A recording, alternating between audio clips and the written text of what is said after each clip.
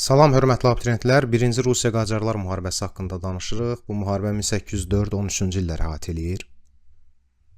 Fətəli Şah Gəncənin işğalı zamanı Cavad xanı müdafiə etmədi və ya bunda ləngidi. Bununla da böyük səhvə yol verdiyini anladı. Gec də olsa anladı. 1804-cü ilin mayında Qacarlar Rusiyadan tələb etdilər ki, işğal etdikləri ərazilərdən çıxsınlar. Təbii ki, Ruslar bu tələbi rədd etdilər. Və Qacar hökuməti Çar Rusiyasına müharibə elan etdi.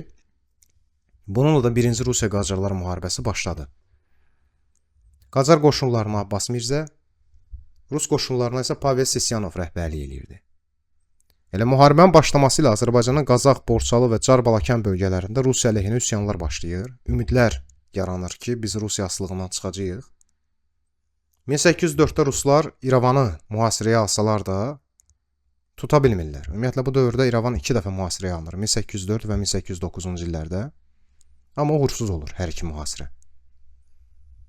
1805-ci ildə Rusiya əvvəlcə Qarabağ xanlığı ilə Kürəkçay müqaviləsini imzalayır. Müqavilənin şərtlərinə əsasən Qarabağ əbədi olaraq Rusiyanın himayəsinə keçirdi. Xanlığın bütün əhalisi Rusiya təbəəsi sayılırdı. Xan Çar sülaləsinin öz ərazilərində, daha doğrusu Çar xan sülaləsinin öz ərazilərində, yəni Qarabağda hakimiyyətini bütün zamanlar üçün təsdiq eləyirdi və Qarabağ xanı Çar xəzinəsinə hər il 8000 çervon xərac ödəməli idi. Eyni zamanda Şuşada Rus qarnizonu yerləşdirilirdi, yəni Rus hərbi məskəni. Həmin il əvvəlcə Şəki, sonra Şamaxı ilə də eyni Kürəkçay müqaviləsi imzalandı. 1806-cı ildə Dərbənd, Quba və Bakı xanlıqları Rusiya tərəfindən işğal edildi. Dərbənd və Bakı xanlıqları dərhal 1806-cı ildə ləğv edildi. Qubada isə əyalət şurası yaradıldı və 1810-cu ilə qədər fəaliyyət göstərdi. Əyalət şurası yerli bəylərdən ibarət idi. Rəhbəri isə keçmiş Bakı xanı Rusiyanın adamı 2-ci Mirzə Məhəmməd idi. Lakin 1810-cu ildə əyalət şurası da ləğv edilir və Quba xanlığı Rusiyaya birləşdirilir. 1813-cü ildə Lənkəran xanlığı da Rusiya tərəfindən işğal edilir və nəzərə alsaq ki, Qarabağ, Şəki və Şamaxı xanlıqları da Rusiyanın himayəsinə qəbul edib. Demək olar ki, bu dövrdə İrəvan və Naxçıvan istisna olmaqla Rusiya Şimali Azərbaycanı tamamilə işğal etmişdi. Bütün bunlar 1-ci Rusiya-Qacarlar müharibəsi ilə paralel baş verirdi. Yəni, Rusiya həm Qacarlarla müharibə aparırdı, həm də Azərbaycan xanlarını işğal edirdi.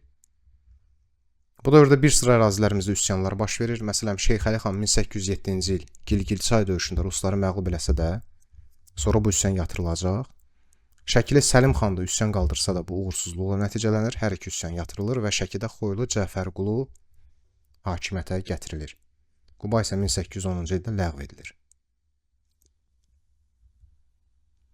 Vəziyyət bu formadadır. Yəni, Şəki, Qarabağ, Şamaxı Rusiyadan asılıdır. Digər Azərbaycan əraziləri Rusiya tərəfindən tutulub, yalnız İrəvan və Naxçıvan istisna olmaqla. 1-ci Rusiya-Qacarlar müharibəsi dövründə hansı döyüşlər olur? 1804-cü il 3 kilsə, 4 Qəmərli, 5 Şahbulaq, 5 Zəyəm, 9 Qarababa, 12 Sultanbud, 12 Aslandüz və 13 Lənkəran.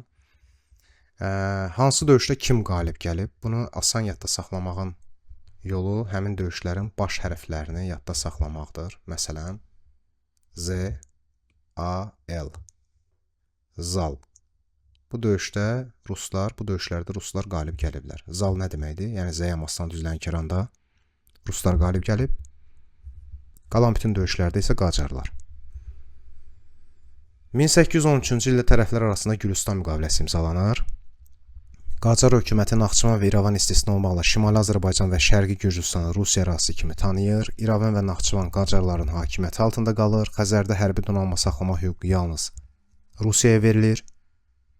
Rus tacirləri Qacarlar dövlətində daxili gömrük rüsumu ödəməkdən azad edilir. Qacarlar Rusiya dövlətində diplomatik korpuslar yarada bilirdi.